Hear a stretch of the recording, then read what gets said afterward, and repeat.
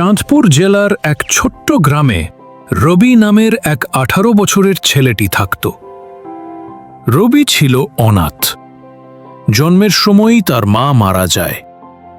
বাবাই ছিল তার একমাত্র ভরসা। কিন্তু রবি যখন মাত্র 8 বছরের, একদিন তার বাবা কিছু কাজের জন্য জঙ্গলে গিয়েছিলেন আর কখনো ফিরে আসেননি। সেই দিন থেকে রবি পুরোপুরি একা হয়ে যায়। সে গ্রামের এক ভাঙাচোরা কুঁড়ে ঘরে থাকত। তার ঘরের পাশে গ্রামের চেয়ারম্যান রফিক সাহেব আর তার স্ত্রী শিরিন খালা থাকতেন। তাদের নিজের কোনো সন্তান ছিল না, তাই রবির মা বাবা মারা যাওয়ার পর থেকে তারাই রবিকে মানুষ করা শুরু করেন। একদিন বিকেলে শিরিন খালা বলল, এই রবি বাবা, এই ভাতটা খেয়ে নে, যদি কম পড়ে আমার কাছ থেকে নিয়ে নিস। রবি মুখ নামিয়ে শান্ত গলায় বলল, আরে খালা, আমি আর কতদিন আপনাদের উপর বোঝা হয়ে থাকব? এইসব কি কথা বলিস রে? তুই যদি আমাদের নিজের সন্তান না হোস তাতে কি হয়েছে? তুই কোনো বোঝা না, এমন কথা আর মুখে আনবি না। এখন চুপচাপ খেয়ে ফেলো। এই বলে খালা চলে গেলেন। রবি ধীরে ধীরে খাওয়া শেষ করল। খাওয়া শেষে সে যখন কুঁড়ে ঘর থেকে বের হলো, তখন দেখল চেয়ারম্যান রফিক সাহেব সামনে দিয়ে যাচ্ছেন। রবি তাড়াতাড়ি এগিয়ে গিয়ে বলল, চাচা, খাওয়া হয়ে গেছে। রফিক সাহেব হেসে বলল, ভালো করেছিস বাবা, এখন তুই বড় হয়ে গেছিস, নিজের খেয়াল রাখতে শেখ। রবি একটু নিচু গলায় বলল, চাচা, যখন আমি 8 বছর বয়সী ছিলাম তখন থেকেই তো আপনি আমার দেখাশোনা করছেন, কিন্তু এখন আমার লজ্জা লাগে। আমি এখন কিছু কাজ করতে চাই। রফিক সাহেব কিছুক্ষণ চুপ থেকে বলল, তুই কাজ করতে চাস, সেটা ভালো কথা। কাল সকালে আমার সঙ্গে বাজারে চলো, দেখি তোর জন্য কিছু করা যায়। রবি মুখে হাসি এনে বলল, ঠিক আছে চাচা, সকালে চলে আসব। সেদিন রাতে রবি খালি আকাশের দিকে তাকিয়ে ভাবল, মা বাবা নাই, কিন্তু এরা আছেন, এটাই তো আমার ভাগ্য। পরের দিন সকালে রবি একটা কুড়াল কাঁধে নিয়ে জঙ্গলের পথে রওনা হল। কিছু সময় পর সে জঙ্গলে পৌঁছে গেল। জঙ্গলে ঢুকেই নিজের মনে ভাবল, সত্যি বলতে কি, চেয়ারম্যান চাচা ছোটবেলা থেকে এখন পর্যন্ত আমার অনেক সাহায্য করেছেন। এখন সময় এসেছে আমি নিজের পায়ে দাঁড়াই, যাতে চাচা খালাকে আর কখনো মনে না হয় যে তাদের কোনো সন্তান নেই।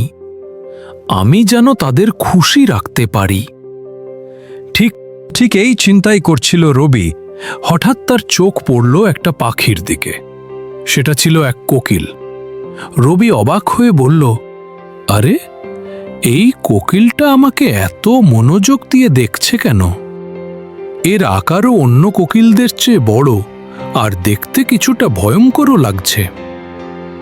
রবি এতটুকুই বলেছিল, এর মধ্যেই কোকিলটা উড়ে এসে তার সামনে বসে পড়ল। তারপর কোকিলটা মানুষের গলায় কথা বলল, আমি তোকে ভালোভাবেই চিনি রবি, তোর নাম রবি, তুই তো আব্দুল মজিদের ছেলে, তাই না? কোকিলের মুখে মানুষের কথা শুনে রবি চমকে উঠল। ভয় আর কৌতূহলে কাঁপতে কাঁপতে সে বলল, এটা কিভাবে সম্ভব? তুই তো একটা কোকিল। মানুষ হলে বলতেও পারতাম, কিন্তু তুই তো পাখি। কোকিল হয়ে মানুষের মতো কথা বলছিস কেন? নাকি এটা আমার চোখের ভুল? রবি নিজের চোখ দুটো মুছে আবার তাকালো, কিন্তু কোকিলটা তখনও তার দিকেই তাকিয়ে আছে। চোখ দুটো অদ্ভুতভাবে জ্বলজ্বল করছে। কোকিলটা বলল, না রবি, এটা তোর চোখের ভুল না, আমি সত্যিই কথা বলতে পারি। আসলে আমি কোনো সাধারণ পাখি না, আমি একসময় মানুষ ছিলাম, কিন্তু এক তান্ত্রিক আমাকে অভিশাপ দেয় আর আমি এই কোকিলের রূপে বন্দী হয়ে যাই। রবি বলল, তুই মানুষ ছিলি? এটা কেমন কথা? রবির গায়ে কাঁটা দিয়ে উঠল।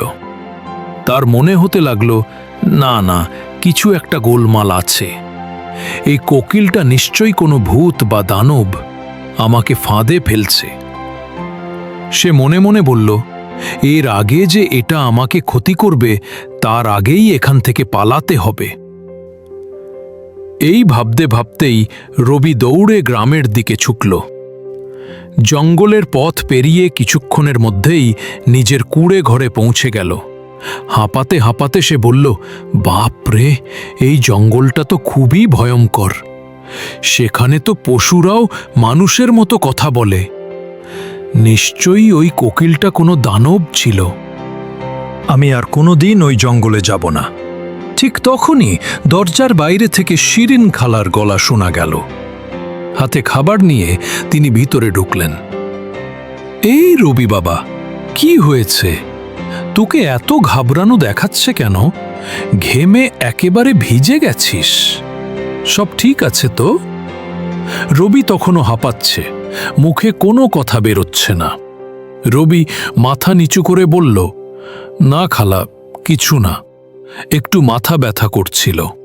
শিরিন খালা উদ্বিগ্ন গলায় বলল, বাবা, শরীর ঠিক না থাকলে কোনো কাজ করতে হয় না। এই নে, আগে ভাতটা খেয়ে নে, তারপর একটু বিশ্রাম নে। রবি সত্যিটা লুকিয়ে মাথা ব্যথার অজুহাত দিল। খালা কিছু জিজ্ঞেস করল না, শুধু খাবারটা হাতে দিয়ে চুপচাপ ঘর থেকে বেরিয়ে গেলেন। রবি ধীরে ধীরে খেয়ে নিল, তারপর শুয়ে পড়ল। কিছুক্ষণ পরেই তার চোখ লেগে গেল। পরের সকালে যখন রবি ঘুম থেকে উঠল, তখন আগের দিনের ভয়টা অনেকটাই কেটে গেছে। সে নিজের সঙ্গে কথা বলতে লাগল, হয়তো আমি গতকাল একটু বেশি ভয় পেয়ে গিয়েছিলাম। কিন্তু যদি ভালো করে ভাবি, ওই কোকিলটার কথাগুলো পুরো বাজে নয়। ও আমার বাবার ব্যাপারে কিছু জানে, এটা মনে হয় সত্যি। আর এটাও ঠিক, গ্রামের কেউ কখনো বাবার বিষয়ে কথা বলে না। চেয়ারম্যান চাচার কাছে যতবার জিজ্ঞেস করেছি, উনি শুধু বলেছেন মা জন্মের সময় মারা গিয়েছিল আর বাবা বহু বছর আগে জঙ্গলে গিয়েছিলেন আর ফেরেননি। রবি দীর্ঘশ্বাস ফেলে বলল, আমার মনে হয় আবার জঙ্গলে যাওয়া উচিত। ওই কোকিলটা যদি সত্যিই কিছু জানে, তাহলে আমার বাবার ব্যাপারে সব জানতে পারব। এই বলে সে একটা লাঠি হাতে নিয়ে জঙ্গলের পথে হাঁটতে শুরু করল। কিছু সময় পর সে সেই জায়গায় পৌঁছালে যেখানে আগের দিন কোকিলটার সঙ্গে দেখা হয়েছিল। অবাক হয়ে দেখল, কোকিলটা ঠিক আগের মতোই সেখানে বসে আছে। রবি কাছে যেতেই কোকিলটা উড়ে এসে সামনে বসে পড়ল। কোকিলটা হাসির মতো স্বরে বলল, আমি জানতাম তুই আবার আসবি। তুই তো তোর বাবা আব্দুল মজিদের মতোই সাহসী। রবি বলল, আমি শুধু এক কারণেই এসেছি, আমার বাবার সঙ্গে দেখা করতে চাই। তুই বলেছিলি তুই আমার বাবার ব্যাপারে জানিস, তাহলে বল উনি কোথায়? আমি ওনার সঙ্গে দেখা করতে চাই। কোকিল ধীরে মাথা নেড়ে বলল, গতকাল বলেছিলাম না রবি, প্রথমে তোকে আমাকে এই অভিশাপ থেকে মুক্ত করতে হবে। কিন্তু ভয় পাস না, আমি তোর সাহায্য করতে চাই। তুই আমাকে নিজের বন্ধু ভাবতে পারিস। তারপর একটু থেমে কোকিলটা বলল, আমি জানি তুই ছোটবেলা থেকেই কষ্টে আছিস। দারিদ্র্য, একাকিত্ব, লজ্জা, এই সব কিছুই তোর জীবনের অংশ হয়ে গেছে। কিন্তু আজ আমি তোর ভাগ্য পাল্টাতে পারি। রবি থমকে দাঁড়াল। কোকিলের চোখে অদ্ভুত এক ঝলক, ভয়ও আছে, মায়াও আছে। রবি কিছুক্ষণ চুপ থেকে দুঃখ ভরা গলায় বলল, হ্যাঁ, তুমি ঠিকই বলেছ, আমি সত্যিই গরিব। ছোটবেলা থেকে চেয়ারম্যান চাচা আর শিরিন খালাই আমাকে মানুষ করেছেন, কিন্তু এখন সারাক্ষণ তাদের উপর। রবি সাহস করে কোকিলের সঙ্গে ভিতরে ঢুকল। ভিতরে ঢুকেই তার চোখ পড়ল এক পুরনো কাঠের বাক্সের ওপর। রবি অবাক হয়ে বলল, এই বাক্সে কি আছে? আমি খুলে দেখি। সে বাক্সটা খোলার সঙ্গে সঙ্গেই তার চোখ বিস্ময়ে বড় হয়ে গেল। ভেতরে ছিল অসংখ্য হীরা জহরত আর সোনার গয়না। রবি হতবাক হয়ে বলল, বাপ রে, এত রত্ন! এইসব কার জিনিস? কোকিল ধীরে গলায় বলল, আগে তুই ধনী হ রবি, তারপর আমি বলবো কে এদের মালিক আর কিভাবে তুই আমাকে অভিশাপ থেকে মুক্ত করতে পারবি। যখন তুই আমাকে কিন্তু একটা কথা মনে রাখিস, আমার ব্যাপারে কাউকে একটাও কথা বলবি না। যদি কেউ জানতে পারে তাহলে তোর বাবার সঙ্গে দেখা করা অসম্ভব হয়ে যাবে। রবি মাথা নেড়ে সম্মতি দিল। সে বাক্সটা হাতে তুলে নিয়ে দ্রুত গ্রামের দিকে রওনা হল। ঘরে ফিরে এসে সে বাক্সটা এক পাশে রেখে দিল। ঠিক তখনই চেয়ারম্যান রফিক সাহেব আর শিরিন খালা তার জন্য খাবার নিয়ে এলেন। রফিক সাহেব ঘরে ঢুকেই কোণে রাখা বাক্সটা দেখে থেমে গেলেন। সন্দেহ ভরা গলায় জিজ্ঞেস করলেন, এই রবি বাবা, ওই বাক্সটা কোথা থেকে আনলি? আর এর ভিতরে কি আছে? রবি এক মুহূর্তের জন্য চুপ করে রইল। তার চোখে ভয় আর মনের ভেতর ঘুরছে কোকিলের সেই কথাটা, আমার কথা কাউকে বলবি না। রাজুর কথা শুনে বাদশাহ কিছুক্ষণ চুপ করে রইলেন। তারপর ধীরে ধীরে বললেন, তাহলে তুমি এই বাক্সটি জঙ্গলে খুঁজে পেয়েছ? রাজু মাথা নিচু করে বলল, জি হুজুর। বাদশাহ বক্স খুলে দেখলেন ভিতরে ঝলমলে হীরে জহরাত। তার চোখ বিস্ময়ে বড় হয়ে গেল। তিনি বললেন, এগুলো তো আমার রাজমহলের নয়। আমার রাজ্যে এমন কোনো ধন আমি হারাইনি, কিন্তু এই গুহার ব্যাপারটা অদ্ভুত মনে হচ্ছে। সারপঞ্চ একটু ভয় পেয়ে বলল, হুজুর, আমরা ভাবলাম হয়তো এই ধন আপনার, তাই দেরি না করে নিয়ে এলাম। বাদশাহ হালকা হেসে বললেন,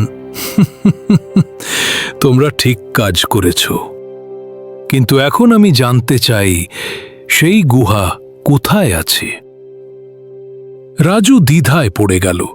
সে মনে মনে কোয়েলের কথা ভাবল, কাউকে কিছু বলবে না।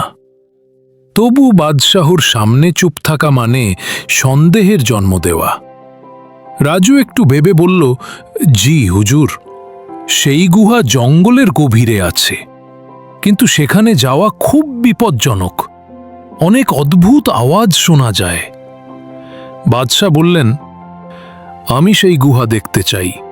কাল সকালেই আমার সৈন্যদল তোমাকে সঙ্গে নিয়ে যাবে, তুমি পথ দেখাবে। এই কথা শুনে রাজুর বুক ধকধক করতে লাগল।